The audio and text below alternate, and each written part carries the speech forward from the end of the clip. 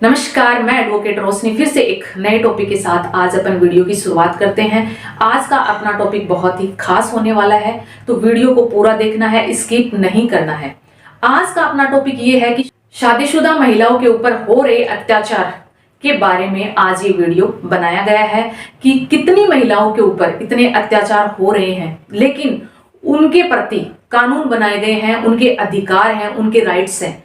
आज वो अधिकार मैं आप लोगों को बताने वाली हूं कि शादीशुदा महिलाओं के कितने कानूनी अधिकार हैं और हर महिला को इस अधिकार के बारे में पता होना चाहिए। तो आज अपन इसी टॉपिक पर गहनता से चर्चा करने वाले हैं। कई बार क्या होता है कि शादीशुदा जो महिलाएं होती है वो अपने समाज के डर से या इज्जत के डर से, या जिन महिलाओं को अपने अधिकारों के बारे में नहीं पता होता है, तो वो ऐसी क्या करती हैं, वो बर्दाश्त करती रहती हैं ऐसी महिलाएं अत्याचार। तो आज मैं आपको कानूनी अधिकार बताने जा रही हूं। तो जिसने भी मैं YouTube चैनल एडवोकेट मैडम जी को सब्सक्राइब नहीं किया है वो सब्सक्राइब कर लें, ताकि हमारी लेटेस्ट अपडेट कानून से रिलेटेड आप तक पहुंचती रहिए। तो चलिए बात करते हैं अब अपन कानूनी अधिकार के बारे में कि महिला के कौन कौन से अधिकार हैं।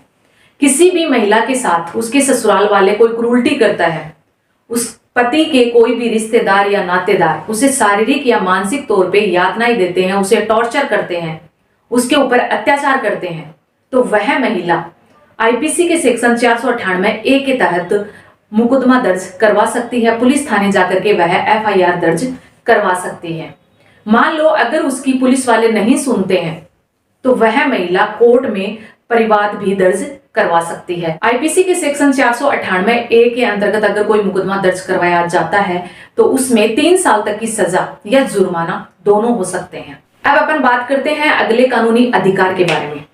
जो स्त्री का, जो शादीशुदा महिला का जो सामान होता है, अगर उसके ससुराल वाले वो रख लेते हैं, उसका सामान नहीं देते हैं, तो आईपीसी के सेक्शन 406 के तहत मुकदमा बनता है।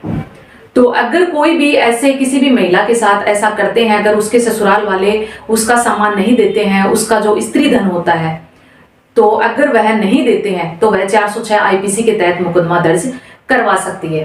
अब अपन बात करते हैं अगले कानूनी अधिकार के बारे में।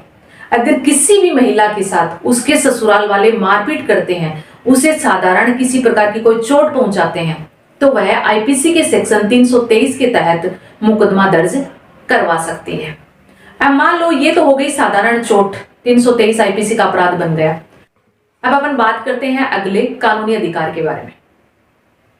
अब मान लो अगर किसी भी महिला को गंभीर चोट पहुंचाई जाती है, ग्रीवियस चोट बोलते हैं जिसको हम, अगर ऐसी गंभीर चोट आ जाती है, उसके साथ ऐसी मारपीट की जाती है, तो 325 आईपीसी के तहत भी वह मुकदमा दर्ज करवा सकती है।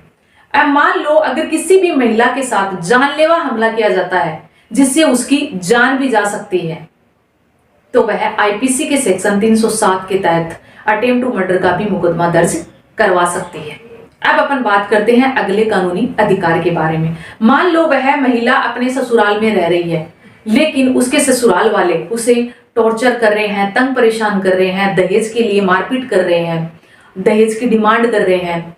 मान लो अगर ऐसा 7 साल के भीतर अगर उस महिला की ऐसी मृत्यु हो जाती है, जिसे उसको चोट पहुंचाई गई है, दहेज की मांग की गई है, उसे शारीरिक या मानसिक तौर पे यातनाएं दी गई है, उसके चलते उस महिला की अगर हत्या हो जाती है, तो आईपीसी के सेक्शन 304 बी के तहत मुकदमा दर्ज करवाया जा सकता है। आईपीसी के सेक्शन 307 और 304 बी के तहत तुरंत गिरफ्तारी हो सकती है। अब अपन बात करते हैं अगले कानूनी अधिकार के बारे में। कोई भी महिला, मान लो वह ससुराल रह रही है या ससुराल छोड़ करके वह अपने पीहर रह रही है, तो वह अपने पति से भरण पोषण की मांग कर सकती है, चाहे वह कहीं पर भी रहो। उसको सीआरपीसी का सेक्शन 125 ये अधिकार देता है कि कोई भी महिला अपने पति से भरण पोषण की मांग कर सकती है।